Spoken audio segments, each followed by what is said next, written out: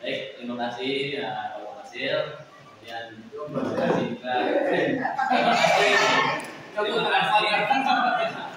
Terima kasih Bapak Pipi. Kemudian terima kasih juga kepada teman-teman Bapak Ibu hebat.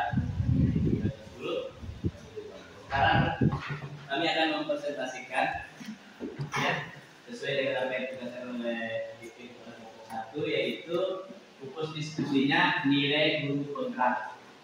Kami di sini sama-sama kita ketahui bahwa nilai guru penggerak itu ada 5. Pertama, berpihak pada murid, kemudian mandiri, kemudian kolaboratif, inovatif, dan reflektif. Dari nilai guru penggerak ini nanti kita bisa jabarkan atau kita bisa diskusikan bersama-sama. Menurut pengamatan kami bertiga, bahwa bagaimana sih berpihak pada murid? Berpihak pada murid itu adalah memandang bahwa setiap murid itu mempunyai potensi dan keinginan atau kemampuan belajar yang berbeda. Yang kedua, untuk mengetahui itu melakukan asesmen awal, namanya asesmen diagnostik. Dari hasil asesmen diagnostik ini kita bisa mengidentifikasikan tujuan belajar. Kemudian yang saya lupa tambahkan di sini, seharusnya ada di sini menciptakan pembelajaran yang berdiferensiasi. Saya lupa tambahkannya. Kemudian yang selanjutnya, untuk mendukung suasana ini, membangun kesepakatan antara guru dengan murid. Jadi tidak melulu murid itu harus sepakat dulu sebelum bisa proses ini terjadi. Kemudian yang berikutnya, mandiri.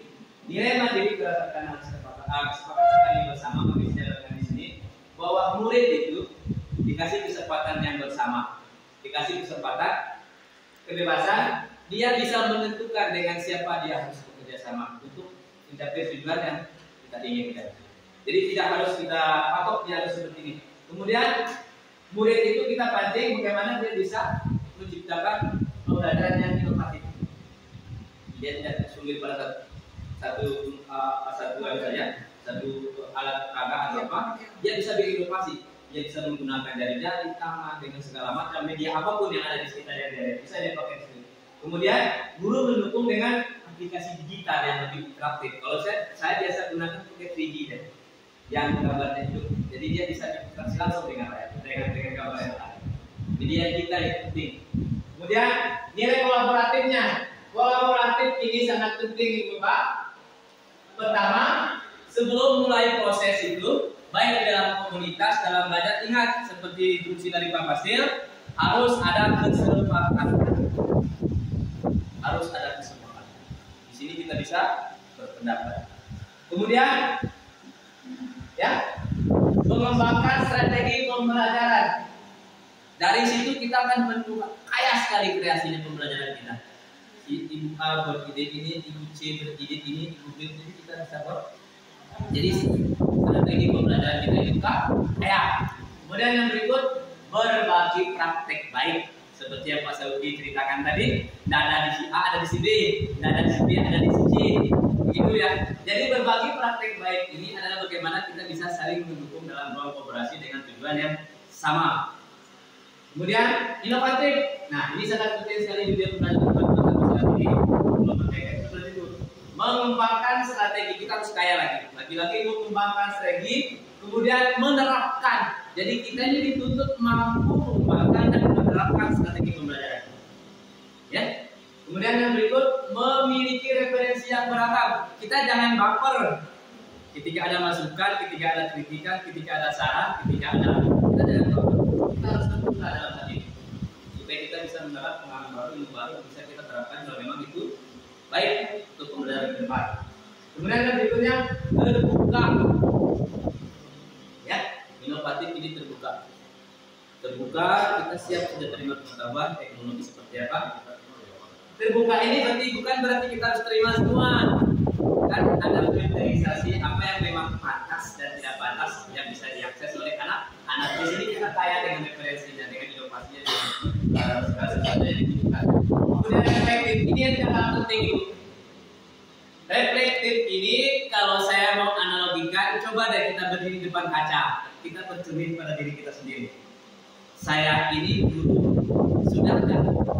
Sama saya ini belajar, anak murid saya sudah nggak dapat apa yang saya mau?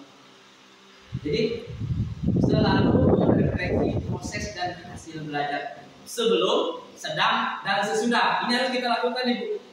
Tidak boleh tidak ini. RPT kita benar nggak nih? Sesuai nggak dengan anaknya? Bahan hukumnya ada hukumnya banyak. Kita refleksi kita. Mulai dari sebelum kita melakukan proses, saat kita melakukan proses, dan sesudah kita melakukan proses. Kemudian berikut feedback.